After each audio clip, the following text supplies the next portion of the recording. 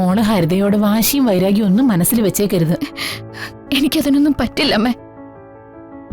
എനിക്ക് പിറക്കാൻ പോകുന്ന കുഞ്ഞിന്റെ ഒരു അപ്പച്ചിയല്ലേ ഹരിത. മോളെ, ഞാൻ ഈ കേട്ടത് ശരിയാണോ? മോളെന്റെ ജഗന്റെ കുഞ്ഞിനെ അപ്പച്ചിയും വിദ്യയും മാത്രമാണോ, അതോ അച്ഛനും കൂടി ഉണ്ടോന്നാ ഇപ്പൊ എന്റെ സംശയം. ഏട്ടാ, അവര് അച്ഛൻ പറഞ്ഞ ഗൈനക്കോളജിസ്റ്റിനെ കാണിച്ചപ്പോഴാണല്ലോ വന്ദനയുടെ മരുന്നുകൾ ദോഷം ചെയ്യുന്നവയാണെന്നറിഞ്ഞത്. ഏട്ടൻ എന്തൊക്കെയാ പറയുന്നത്? അച്ഛൻ ഇന്നലെയും കൂടെ എന്നെ കൊണ്ട് ആ വികസന രേഖ ഉണ്ടാക്കിച്ചല്ലേ. മാത്രമല്ല രാവിലെ പലഹാരം തന്നാണ് വിട്ടത്. അച്ഛൻ ഒരിക്കലും. ജഗ, നമ്മുടെ അച്ഛൻ നല്ലൊരു രാഷ്ട്രീയക്കാരനാ. അച്ഛനെ നിന്നേക്കാൾ 4-5 ഓണങ്ങൾക്ക് മുന്നേ ഞാൻ കണ്ടു തുടങ്ങിയതാ. ഇതിനിടയിൽ ഞാനും വന്ദനയായിട്ട് ചില പ്രശ്നങ്ങളുണ്ടായി. ഒരർത്ഥത്തിൽ പറഞ്ഞാൽ ഞാൻ ഈ വീട്ടില് തികച്ചും ഒറ്റപ്പെട്ടു എന്ന് തന്നെ പറയാം. ജഗ, തന്ത്രങ്ങൾ അറിയാവുന്നവരാരോ നിന്റെ ജീവിതത്തിൽ കയറി കളിച്ചു തുടങ്ങിയിട്ടുണ്ട്. അതിന്റെ ഫലങ്ങളാ ഈ വീട്ടിൽ നടന്ന മോഷണങ്ങളും ഈ കുടുംബത്തിന്റെ പ്രശ്നങ്ങളും ഒക്കെ. അവരെ കണ്ടെത്തി ആദ്യമേ ബ്ലോക്ക് ചെയ്യണം. എടാ, നിന്റെ കൂടെ ആളായും പണമായും ഈ ജിതേന്ദ്രനുണ്ടാവും. എന്റെ അനുജൻ ചോദിക്കാനും പറയാനും ആരും ഇല്ലാത്തവനല്ല. 6 അടി പൊക്കത്തിൽ ആണത്തുള്ളൊരു ചേട്ടനുണ്ടോ നിനക്ക്? പോരാത്തതിന് നിന്റെ ഭാര്യയെ ഒരിക്കലും തള്ളിപ്പറയില്ലെന്ന് ഉറപ്പുള്ള ഒരമ്മയും. ഏത് പ്രതിസന്ധിയെയും പുറംകാലുകൊണ്ട് തട്ടിക്കളയാൻ എന്റെ അനുജന് അതുമാത്രം പോരേടാ.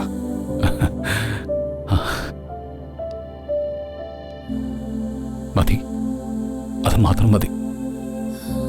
എപ്പോഴേക്കോ ഞാൻ ഒന്നുമില്ലാത്തതിനാന്ന് കരുതി തളർന്നു പോയിട്ടുണ്ട്. ഇനി അതുണ്ടാവില്ല ഏട്ടാ.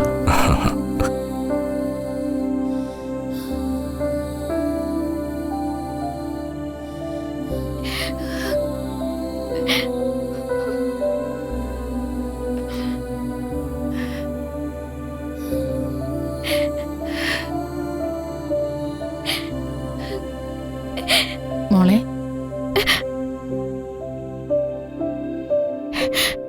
അമ്മേ, ഞാൻ ഒരു തെറ്റും ചെയ്തിട്ടില്ലമ്മേ. ആര് പറഞ്ഞു മോള് തെറ്റ് ചെയ്തെന്ന്? ഞാൻ പറഞ്ഞോ? ഇല്ലല്ലോ. ദേ, തെറ്റ് ചെയ്യാത്ത നിന്റെ കണ്ണിൽ നിന്നും ഇങ്ങനെ കണ്ണുനീരൊന്നും വരാൻ പാടില്ല. അതിനമ്മ സമ്മതിക്കേയില്ല. ഹരിത എന്റെ മോളും വന്ദന എന്റെ മരുമോളുമായിട്ട് ഇതുവരെ ഞാൻ കണ്ടിട്ടേയില്ല. നിങ്ങൾ രണ്ടുപേരും എനിക്ക് ഒരുപോലെ തന്നെയാ. അമ്മേ, ഹരിതയുടെ വയറ്റിലുള്ള കുഞ്ഞിനെ ഞാൻ നശിപ്പിക്കാൻ നോക്കോ? അത് എന്റെ മനോജിന്റെ കുഞ്ഞല്ലേ. ഞാൻ ആ കുഞ്ഞിനെ നശിപ്പിക്കാൻ വിഷം കലർത്തി മരുന്ന് കൊടുത്തത്രേ. മോളെ, മോൾ ഇനി അതിനെക്കുറിച്ചൊന്നും എന്നോട് പറയരുത്. അവളെ ആരോ തെറ്റിദ്ധരിപ്പിച്ചതാ.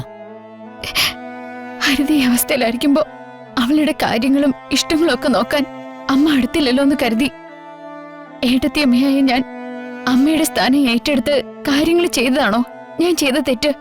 അമ്മയ്ക്കതറിയാം. മോൾ ഇവിടെ ഉള്ളത് തന്നെ അമ്മയ്ക്കൊരു സമാധാനം. അമ്മേ, ഹരിതയോ എന്റെ അനുജൻ മനോജോ എന്നെ തെറ്റിദ്ധരിച്ചോട്ടെ, എനിക്കൊന്നുമില്ല. പക്ഷെ അമ്മ എന്നെ തെറ്റിദ്ധരിച്ച എനിക്കത് സഹിക്കാനാവില്ല. ഹരിത ഈ അടുത്ത ദിവസം വിളിച്ചപ്പോഴും വന്ദനേച്ചി അവളെ പൊന്നുപോലെ നോക്കുന്നുണ്ടെന്നാ എന്നോട് പറഞ്ഞത്. ഇതിനിടയിൽ ആരോ കളിക്കുന്നുണ്ട്. മോള് ഹരിതയോട് വാശിയും വൈരാഗ്യം ഒന്നും മനസ്സിൽ വെച്ചേക്കരുത്. എനിക്കതിനൊന്നും പറ്റില്ലമ്മേ. എനിക്ക് പിറക്കാൻ പോകുന്ന കുഞ്ഞിന്റെ ഒരു അപ്പച്ചിയല്ലേ ഹരിത.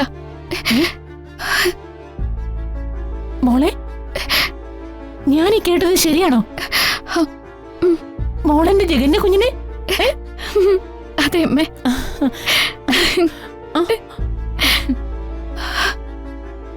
സന്തോഷമായി എനിക്ക്.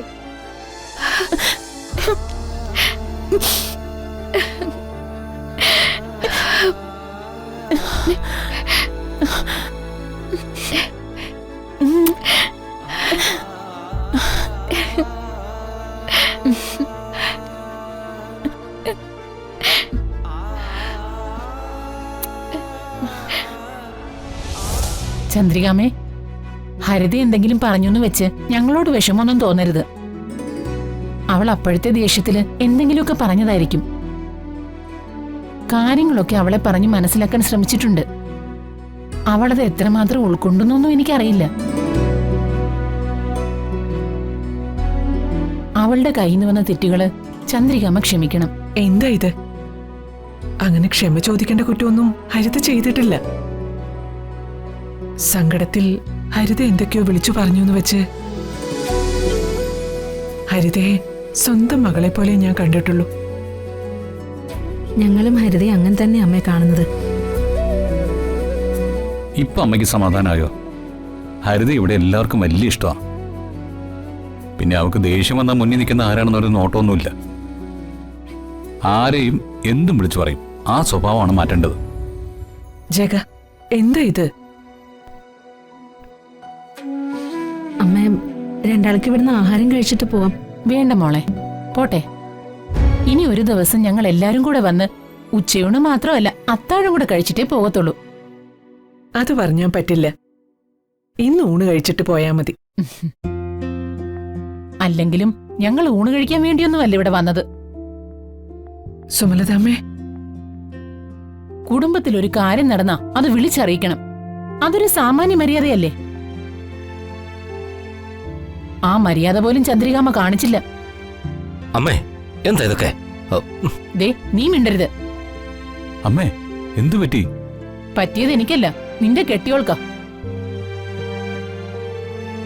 അമ്മേ, ദേ മോളുടെ വാക്കും കേട്ടുകൊണ്ട് ആവശ്യമില്ലാതെ. ആവശ്യമില്ലാത്തൊന്നും അല്ല മോനെ. ഞാൻ എന്റെ ഒരു പരിഭവം എന്റെ സംബന്ധക്കാരി ചന്ദ്രികാമ്മയോട് പറഞ്ഞതാ. ചന്ദ്രികാമ്മേ, എന്നാലും എന്റെ മരുമോള് വന്ദനയുടെ വയറ്റില് ഒരു കുഞ്ഞു വളരുന്നുണ്ടെന്നുള്ള കാര്യം ചന്ദ്രികാമ്മയ്ക്ക് എന്നോടൊന്ന് വിളിച്ചു പറയായിരുന്നു.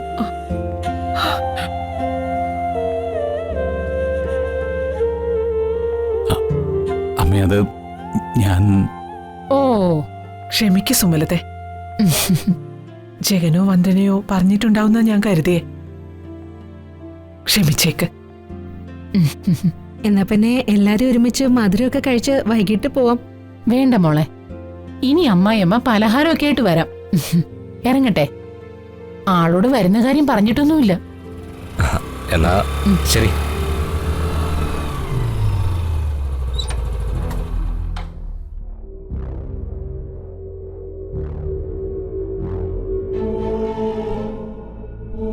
ആ മനോജെ, മോനെ കാണാൻ പറ്റിയല്ലോ, സന്തോഷായി.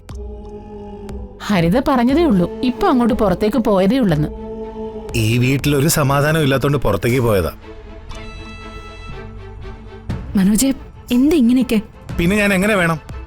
നിങ്ങൾ പറയുന്നത് കേട്ട് തത്ത പറയുന്ന പോലെ പറയണോ? എനിക്ക് നല്ല ടെൻഷനുണ്ട്. ഒരു കുഞ്ഞിനെ നശിപ്പിച്ചവരാ ഈ വീട്ടിലുള്ളവര്. ഈ കുഞ്ഞിന്റെ കാര്യത്തിലും എനിക്ക് അതേ പേടിയുണ്ട്. മനോജെ, ഹരിതയുടെ കുഞ്ഞിനെ ആരും ഇവിടെ ഒന്നും ചെയ്യില്ല.